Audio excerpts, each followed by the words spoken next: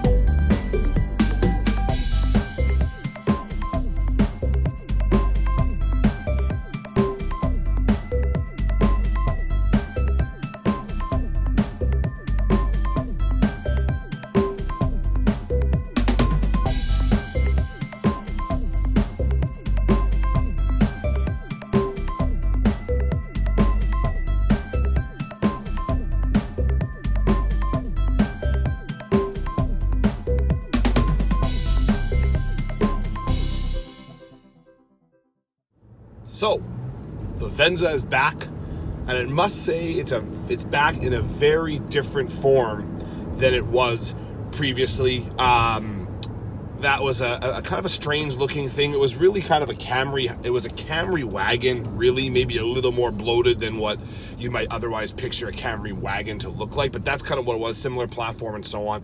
But it was kind of strange looking, and it came at, I guess, kind of a weird time where there was like the RAV4 was so popular, and the 4Runner does its things, and there's this thing, and there's the Highlander in that fold as well. And so where did, I guess, the Venza fit at the time? It's a little clearer now because there's been a bit of a resurgence in the two-row, I guess, mid-sized crossover lately with regards to the Jeep Grand Cherokee, the Nissan Murano, more recently got the new Hyundai Santa Fe, you have the Chevrolet Blazer. There's a little more kind of going on in this segment now, not to mention the Ford Edge as well, than there was previously. So it stands to reason why, even though the Highlander still exists, so does the RAV4, which we looked at recently, if you want to have a look at that video as well, the RAV4 Prime as well. And so that kind of plays in the vein of this, the kind of the hybridity going on over at Toyota, plus the 4Runner and the Sequoia and so on. So all that still exists, but it seems like for 2021 anyway, this is a 2021, the market is a little riper with regards to two-row crossovers than it was when we last saw the Venza. So the Venza is a hybrid. It's only available as a hybrid. Uses an Atkinson cycle with a 4-cylinder, 2.5-liter 4-cylinder motor. It's good for 219, 220 horsepower thereabouts. And it's fed through a electronic CVT transmission. That should come as no surprise. That's kind of the transmission du jour when it comes to hybrids these days. So it's to be expected. There is a manual mode if I want to use it. I don't know how much I would, but it's nice to kind of have that if you want a little more driver involvement anyway.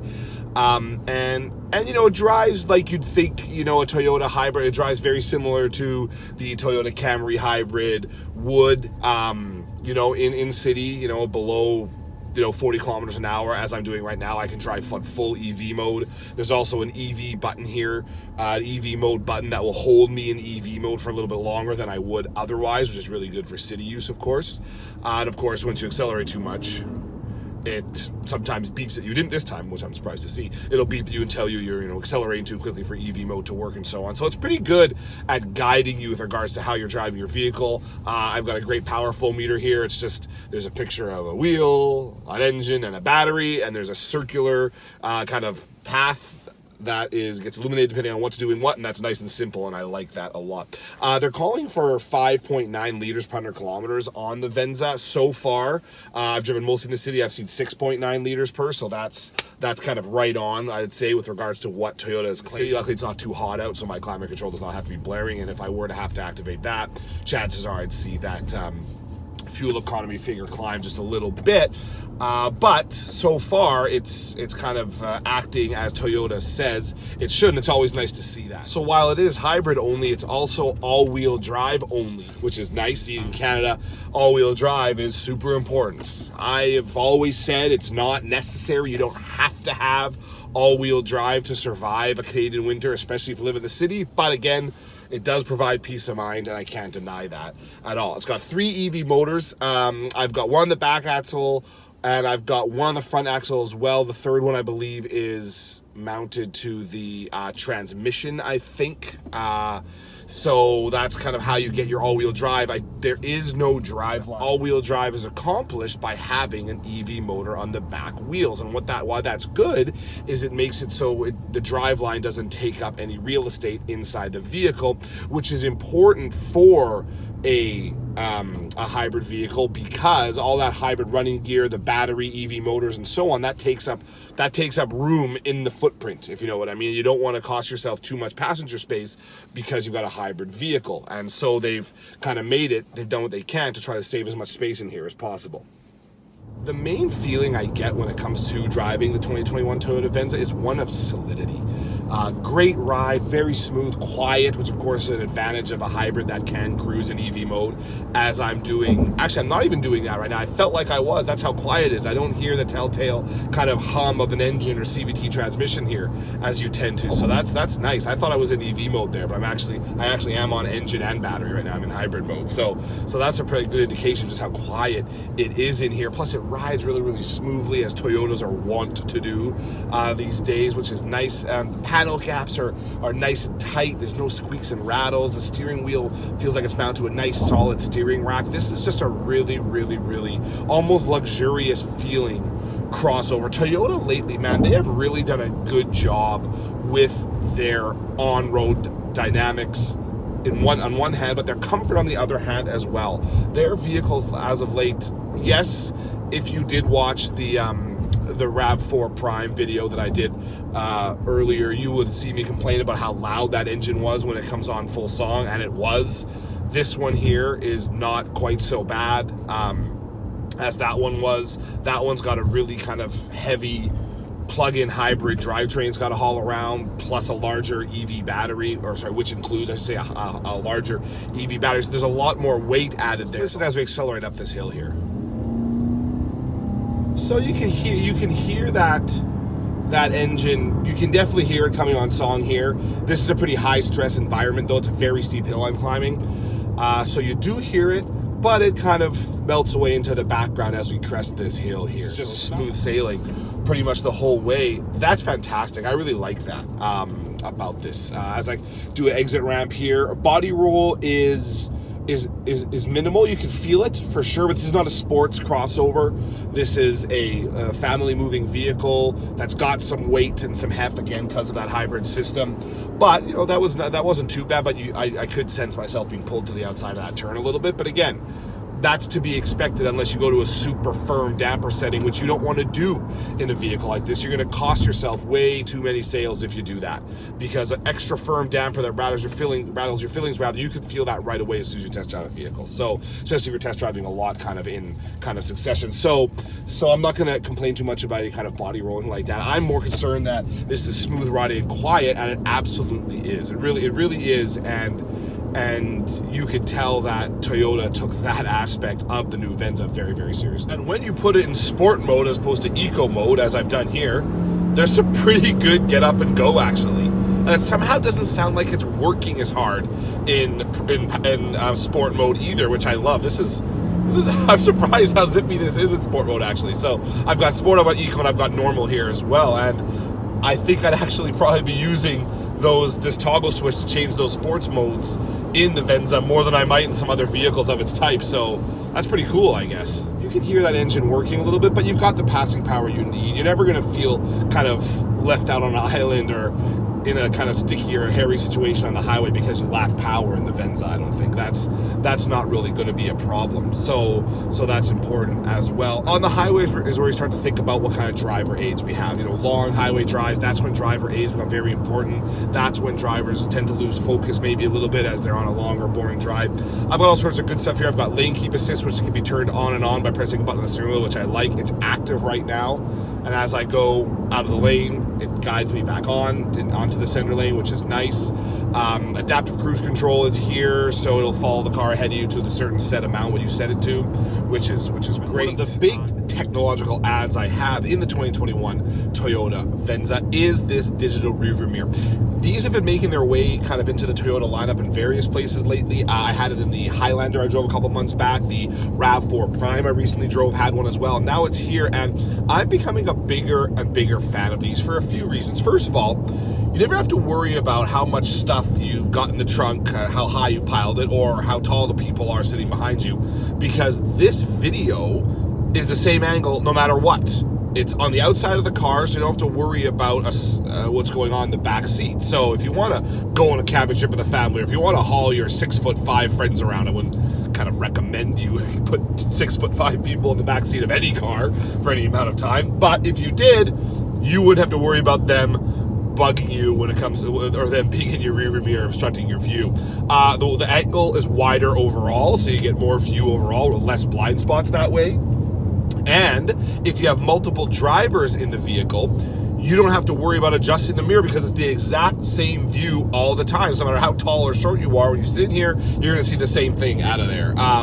So that's nice. I mean, as we know, memory seats and wing mirrors are often attached to a button, or often attached to a button. So you can, you know, once you hit number one, your mirrors change and your seats change. But I've never seen a rear view mirror have that. Now we don't need it to because I've got this digital rear view mirror here instead.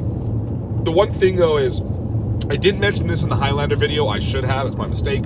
At night, these are not great. Very grainy, very noisy. I wouldn't recommend it. All you see of an approaching car is a couple of bright kind of orbs of their headlights. That's it. It's really hard to tell how far away they are. It's like there's always kind of a rainstorm going on behind you. I did not like that too much. Luckily, you can easily switch this to a traditional rearview mirror by just flipping what is normally the dimmer switch on a traditional rearview mirror, and now I've got a regular rearview mirror. So, digital rearview mirror for the daytime, traditional rearview mirror at night, which is the way you probably want to do it.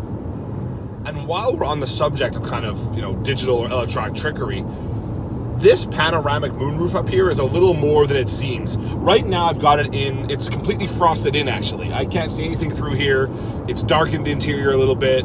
It would, if the sun were blaring in, which it's kind of been overcast out here right now, this would be kind of blocking that. But I hit one button, and all of a sudden, look at that. Oh, trees appear, because this is it's basically an electronically shaded moonroof. The official name for it, as I check my notes here, is called an electrochromic moonroof, whatever. But that's pretty cool, and it's not something, I might be able to show you even better here. Yeah, there you go. Now look, it's all gone. Look at the trees, they're gone. Oh, the trees are back. So yeah, that is not something I think I'd expect at the non-luxury, you know, kind of crossover level. It's something you more expect from a higher end SUV than this. So good on Toyota for going there, for installing something like that in here. That's pretty cool. That's pretty cool.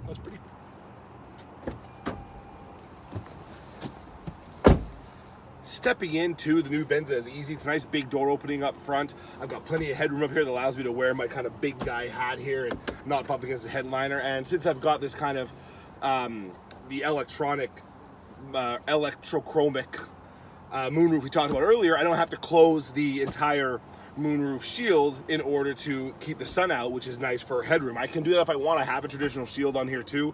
I can use that if I want to, but if I don't have to.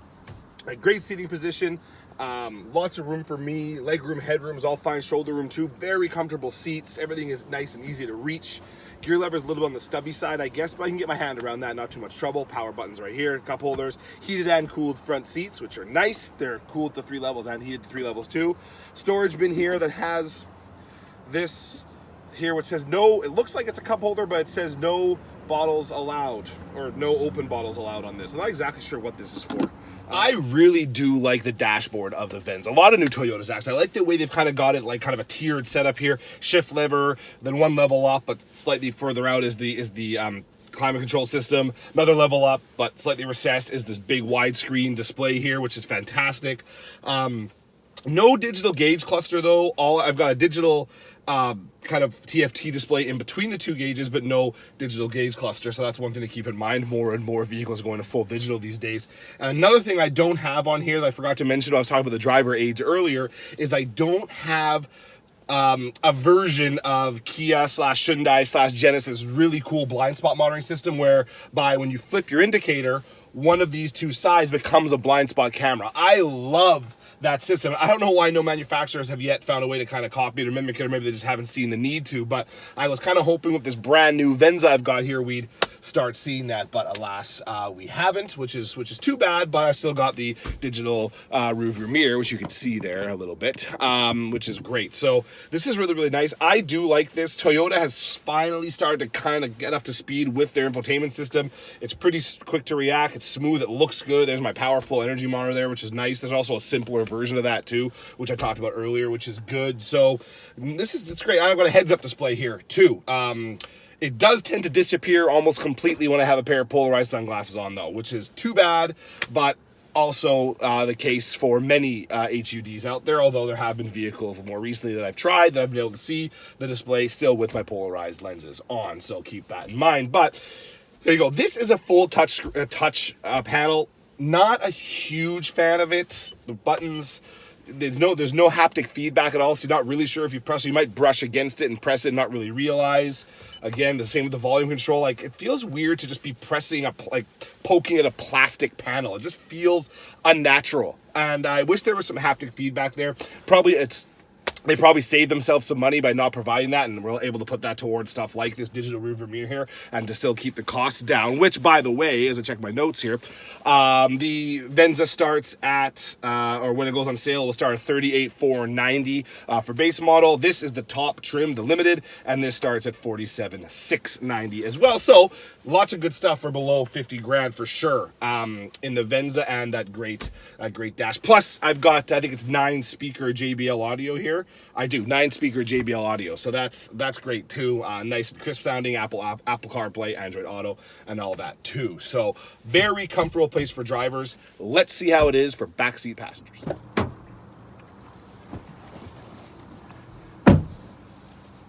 So, as you'd expect from a 2-row mid-size crossover, the back seat is not bad. My head is bumping up against the headliner here a bit, but then again, I do have the big guy hat on there, so if I take that off, it's a little bit better.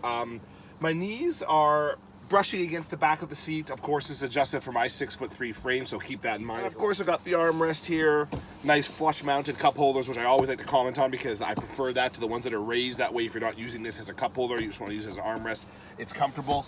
I have a couple USB ports back here. I don't have heated seats, which I guess is too bad considering this is kind of top trim, top spec when it comes to the new Venza. So no heated seats is too bad, but It's comfortable enough back here. The seat itself is great, just like the front seats are. The seats in this vehicle are really, really good.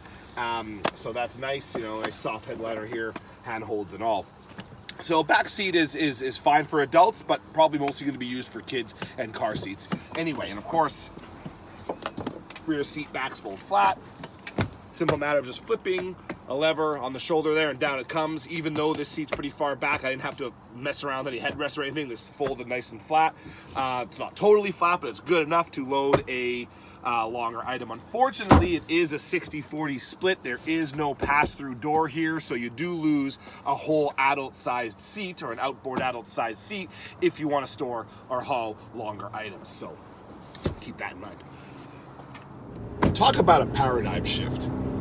This has the Venza name, but I have trouble seeing any connection between this and the original Venza, other than the fact that it shares a platform with the Camry, the TNGA platform, which of course underpins like every Toyota it seems these days, except for like the body-on-frame trucks. So it looks quite dashing, actually. It's handsome looking, it's modern looking, great interior tech, good powertrain. I'm still at about 6.9 liters per now that I've been on the highway a little bit, so that's probably where I'm going to be ending up around. That's fine for me. And if I was spending more time in the city, it would probably actually go down because that's where hybrids tend to excel. So this is really a really interesting kind of take. I'm a big fan of two-row crossovers. I'm a big fan. I think it's a really cool kind of medium between like a hatchback and a full-size 3-row crossover, for example, or a better example is it's a good medium between a compact crossover and something a little bit bigger, and they're often a little more fun to drive. They tend to look a little tauter, and that's the case for almost all of them. Honda Passport, Ford Edge, Hyundai Santa Fe, they're all very kind of handsome looking vehicles, and this one is no different. I was looking forward to driving this when they revealed it a couple of months ago, and now that I've had my chance, it proves that my anxiousness was warranted, I guess. So that's it for this quick review for now. Look for the full story soon on wheels.ca and various Star Metroland properties. You can follow me on Twitter at Dan the Wheelman and on Instagram at Dan the Wheelman as well. And if you haven't already subscribed to the YouTube channel here, please do. If not, no hard feelings. So thanks again for tuning into this video, and until next time, sayonara, folks.